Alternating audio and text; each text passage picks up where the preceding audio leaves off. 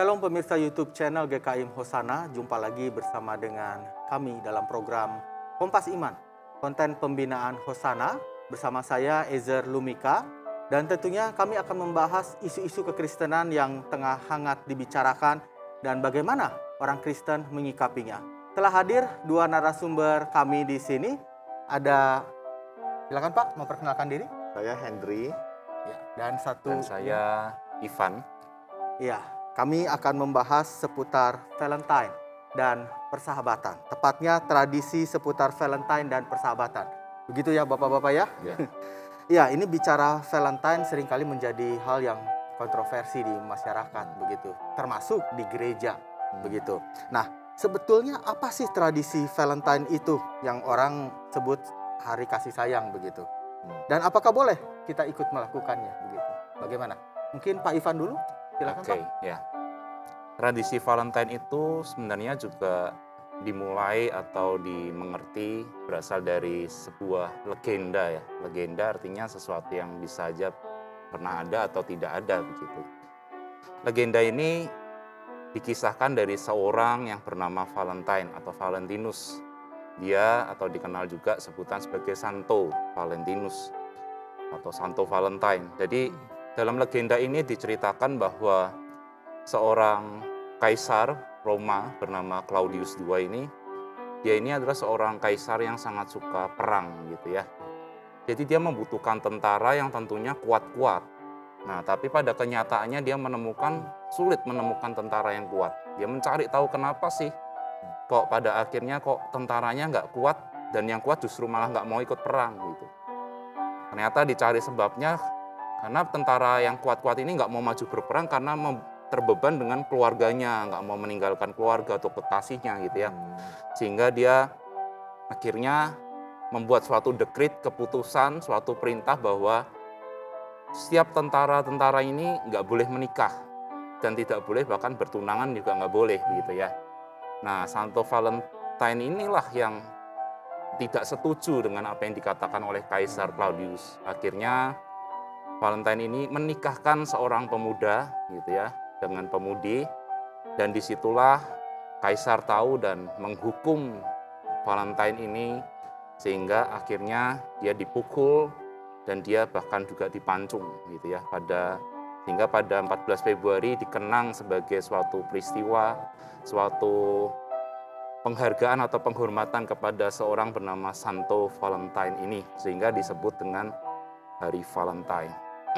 Tapi seiring berjalannya waktu berubah gitu ya, dalam arti budaya Barat dan Timur, negara-negara yang ada di sana juga mengubahnya menjadi hari kasih sayang. Bahkan itu semakin marak ketika mereka membuat sebuah film Hollywood dengan bertajuk Valentine, suatu film yang juga berisikan atau bertopikkan kasih sayang gitu ya. Jadi sejak itulah menjadi suatu hal di mana seluruh dunia memperingati, merayakan 14 Februari sebagai Hari Valentine gitu Pak. Ya, tadi kita melihat bahwa 14 Februari ini merupakan berarti suatu peringatan begitu. Pak Henry, boleh nggak kita sebagai orang Kristen begitu ikut memperingatinya atau ikut merayakannya begitu, Valentine ini? Ya, kalau kita dari pandangan Kristen ya, sebenarnya merayakan Valentine hanya sebatas merayakan itu sebenarnya tidak ada masalah apa-apa. Ya, karena itu seperti bentuk kasih sayang, perhatian saja. Hanya saja memang yang harus orang Kristen pahami, kita nggak boleh seperti orang-orang dunia merayakan Valentine. Kadang kita melihat kan orang dunia merayakan Valentine itu dengan apa? Mungkin mereka dengan berciuman lah, ya, dengan melakukan berbagai hal yang tidak disukai Tuhan. Jadi kita harus berbeda gitu ya, merayakan Valentine itu dengan yang dunia ini lakukan.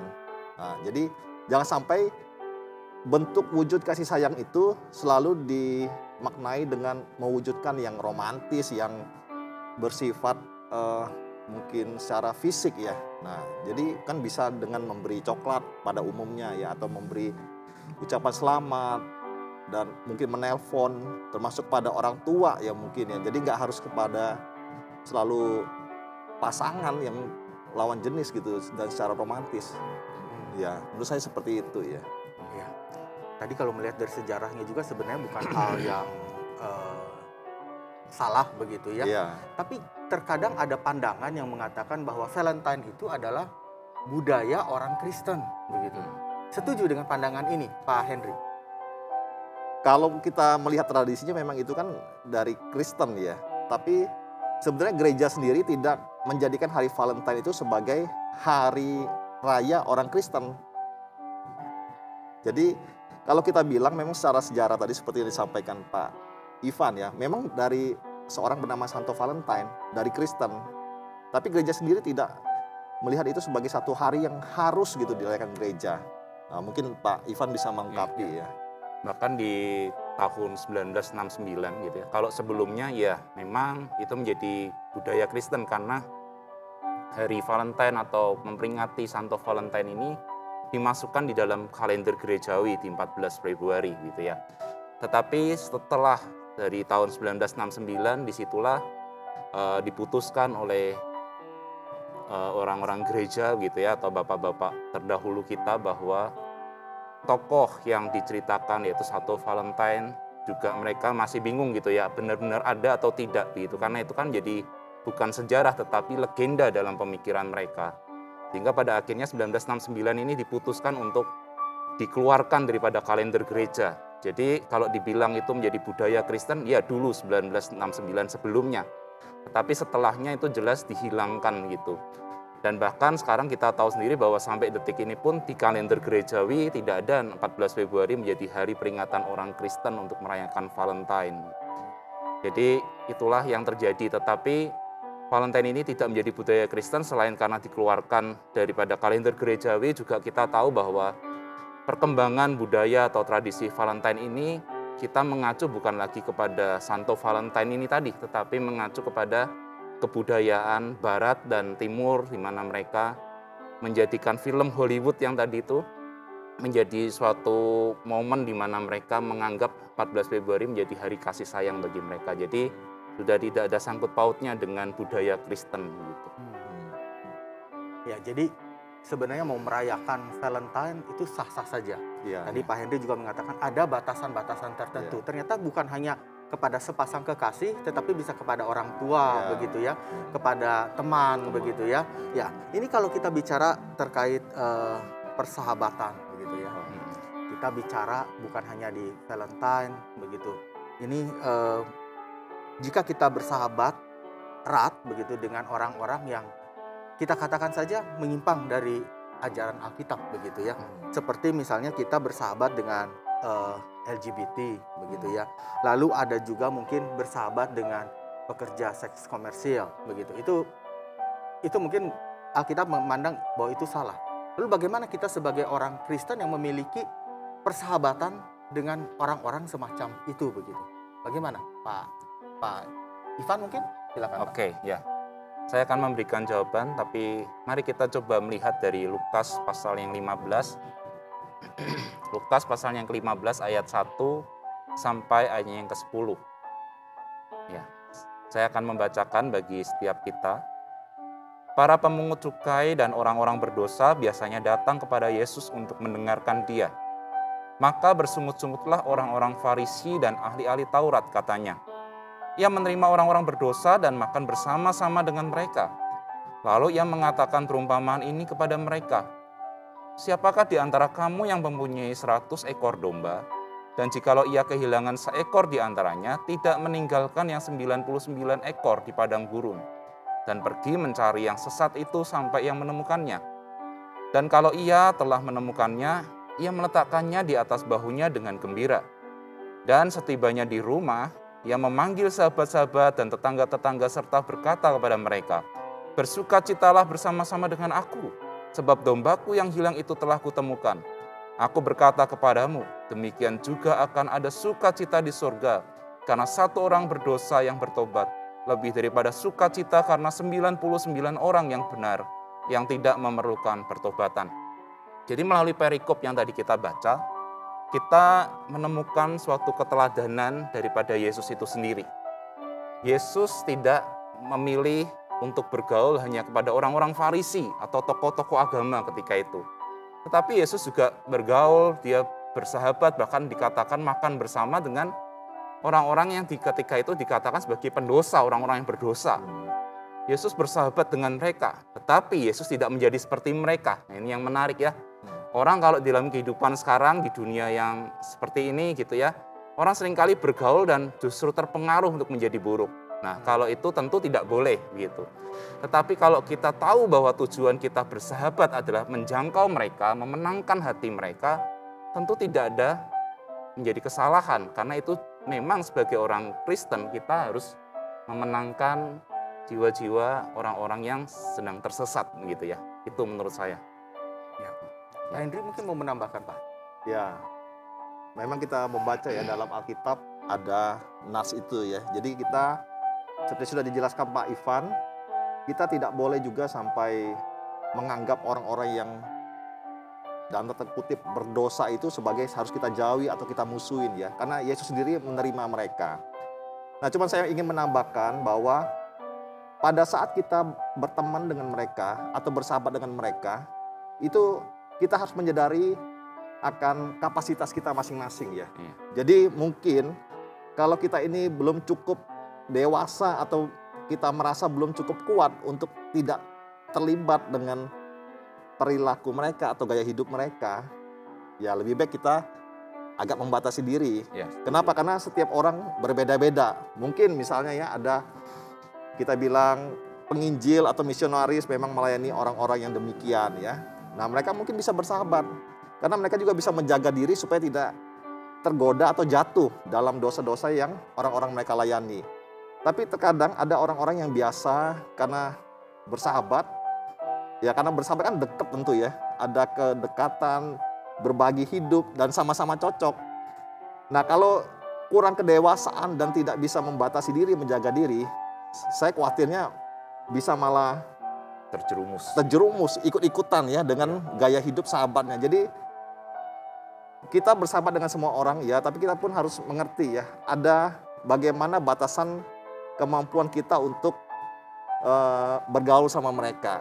Saya rasa ya, kita harus menilai diri kita lah, sampai di mana kita ini bisa nggak menjaga supaya tetap mengikut firman Tuhan dan tidak jatuh ke dalam dosa gitu ya. Jadi bersahabat iya, tapi tergantung dengan kedewasaan kita masing-masing. Ya. Dari perkataan Pak Hendri saya jadi teringat akan satu ayat begitu ya, yang mengatakan ini di Roma 12 ayat 2. Janganlah kamu menjadi serupa dengan dunia ini, tetapi berubahlah oleh pembaruan budimu sehingga kamu dapat membedakan manakah kehendak Allah, apa yang baik, yang berkenan kepada Allah dan yang sempurna. Begitu. Nah, kalau melihat konteks ini di dalam persahabatan begitu. Sepertinya seolah-olah ini membuat kita untuk menjaga jarak dengan tadi yang kita diskusikan sebelumnya begitu, dengan orang-orang seperti itu begitu. Bagaimana pandangan Bapak-bapak ataupun maksud dari tujuan dari ayat ini begitu? Bagaimana Pak Ivan? Ya. Kalau kita membaca Roma 12 ayat 2, kita coba juga membaca Roma 12 ayat 1 gitu ya. Karena itu saudara-saudara, demi kemurahan Allah, aku menasihatkan kamu, supaya kamu mempersembahkan tubuhmu sebagai persembahan yang hidup, yang kudus dan yang berkenan kepada Allah, itu adalah ibadahmu yang sejati. Kemudian dilanjut ayat 2, janganlah kamu menjadi serupa dengan dunia ini, tetapi berubahlah oleh pembaharuan budimu, sehingga kamu dapat membedakan manakah kehendak Allah, apa yang baik, yang berkenan kepada Allah, dan yang sempurna. Jadi seharusnya sudah jelas ya bahwa ayat tersebut konteksnya sedang berbicara supaya setiap kita orang Kristen, orang percaya, menjaga kekudusan hidup kita.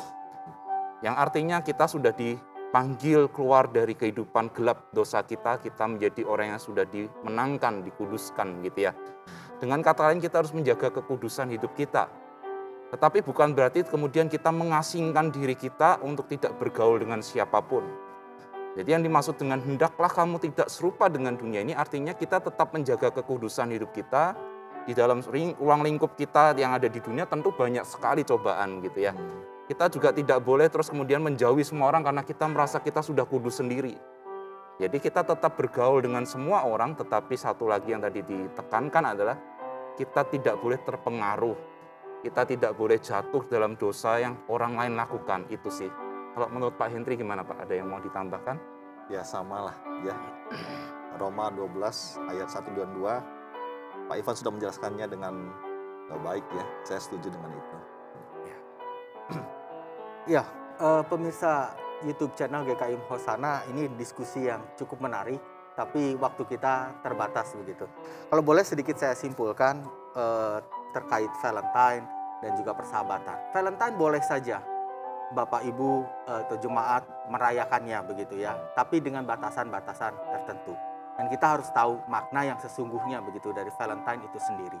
Lalu bersahabat begitu, kita boleh bersahabat dengan siapapun.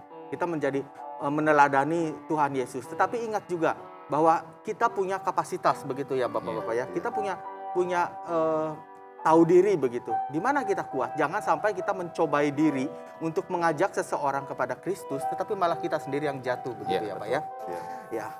Baik, Bapak-bapak, nampaknya kita harus sudahi diskusi kita dan kita berjumpa lagi di lain kesempatan begitu.